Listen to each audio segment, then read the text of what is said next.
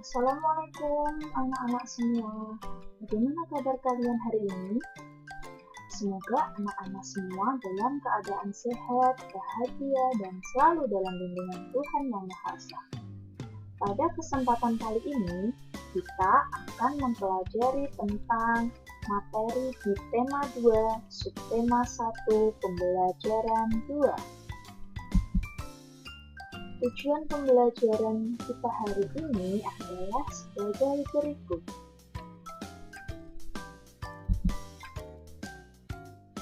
Pernahkah kalian melihat pelangi? Pelangi itu indah, bukan?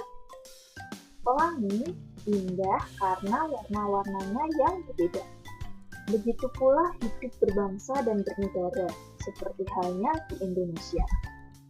Akan indah jika kita dapat hidup rukun walaupun berbeda-beda. Perbedaan dari agama, ras, warna kulit, dan sebagainya. Hal ini terkait dengan pengamalan sila Pancasila ketiga, yaitu Persatuan Indonesia. Anak-anak, mari kita baca teks bersama dengan judul Perbedaan yang Menguatkan. Perbedaan yang menguatkan. Kampung Cempaka adalah sebuah kampung transmigran. Warganya berasal dari berbagai daerah padat di Pulau Jawa. Hal itu menjadikan mereka berbeda suku maupun agama. Di Kampung Cempaka, hiduplah 5 orang sahabat. Ada Asnah yang berdarah Sunda, Utami dari Banyuwangi, Tony, seorang anak etnis Tionghoa yang sebelumnya tinggal di Semarang, Wande dari suku Tengger di Jawa Timur, dan Marta, anak seorang pendeta yang dahulu tinggal di Solo. Di Kampung Cempaka, rumah mereka bersebelahan dan mereka pergi ke sekolah yang sama. Itu sebabnya mereka sangat akrab. Mereka suka bermain bersama dan sering menghabiskan waktu di rumah satu sama lain. Meskipun berbeda suku, kebersamaan begitu kental terlihat dalam keseharian mereka.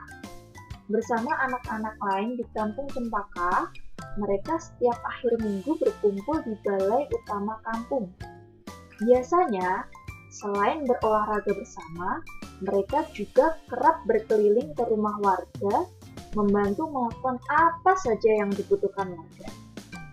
Kadang-kadang, mereka membantu warga lanjut usia, sekadar membereskan rumah atau menyiapkan makanan. Sesekali mereka juga membantu orang tua yang sedang bekerja bakti membersihkan lingkungan. Dari Tony, mereka belajar menari barongsai. Lalu mereka ajarkan tarian itu kepada anak-anak sekampung. Sementara itu, setiap tiba saat panen, Wande dan keluarganya akan sibuk memimpin warga membuat tumpeng gede, yaitu nasi khas dari daerah Tengger yang dibuat untuk mensyukuri berkah Tuhan dalam wujud panen raya.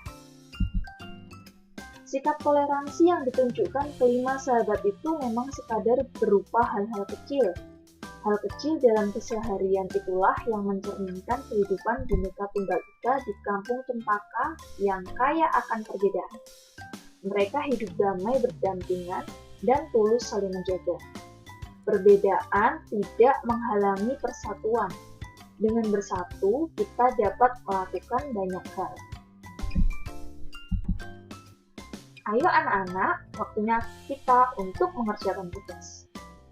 Berdasarkan bacaan tadi, isilah bagan berikut.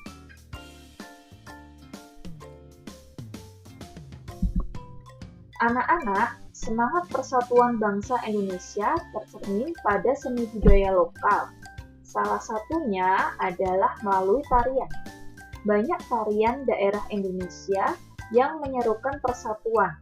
Salah satunya adalah tarian. Berbagai macam tarian di Indonesia yang menyerukan persatuan. Mari kita baca teks bersama yang berjudul Lego-Lego, Tari Adat Alor Bermakna Persatuan.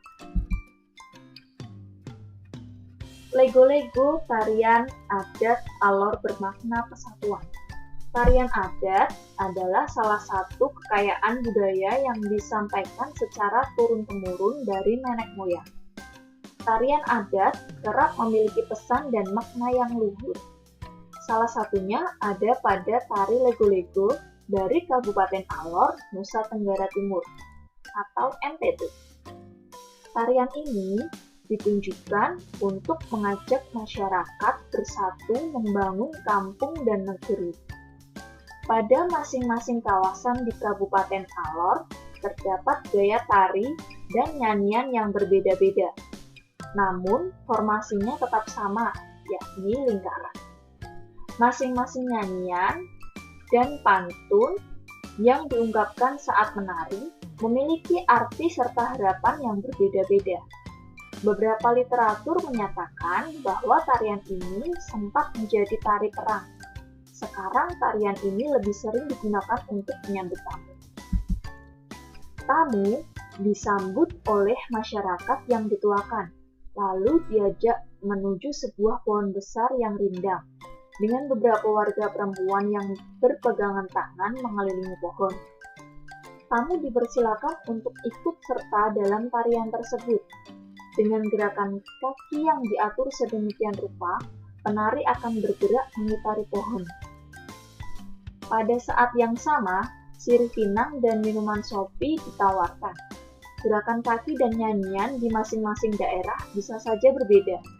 Namun, bentuk formasi lingkaran dan komponen tradisional lainnya tetap sama. Di dalam lingkaran, ada 3 lelaki yang memiliki tugas berbeda.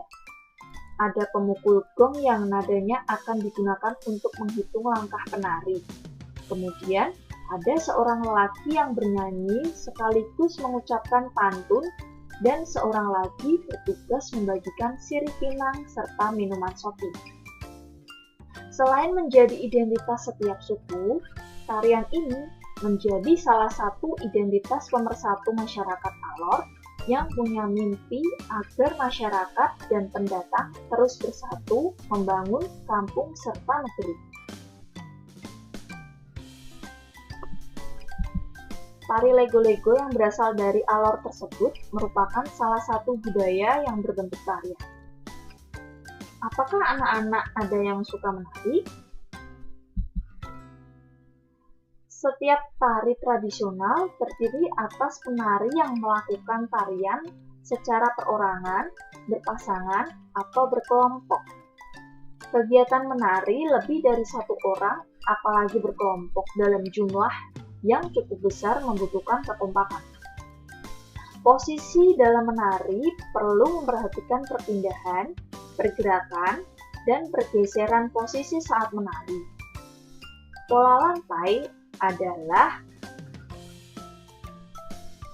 pola denah yang harus dikuasai oleh seorang penari dan berfungsi untuk membuat posisi dalam sebuah ruang gerak.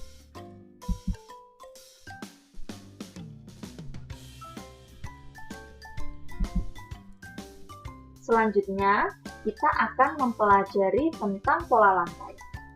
Yang pertama adalah pola lantai vertikal atau lurus. Tari klasik banyak menggunakan pola lantai vertikal. Penari membentuk garis vertikal, yaitu garis lurus dari depan ke belakang atau sebaliknya. Pola lantai ini memberikan kesan sederhana tetapi kuat. Contoh tarian dengan pola lantai vertikal ada tari Yospan dari Papua, tari Serimpi dari Jawa Tengah, tari baris Cengkedang dari Bali. Yang kedua adalah pola lantai diagonal. Penari berbaris membentuk garis menyudut ke kanan atau ke kiri.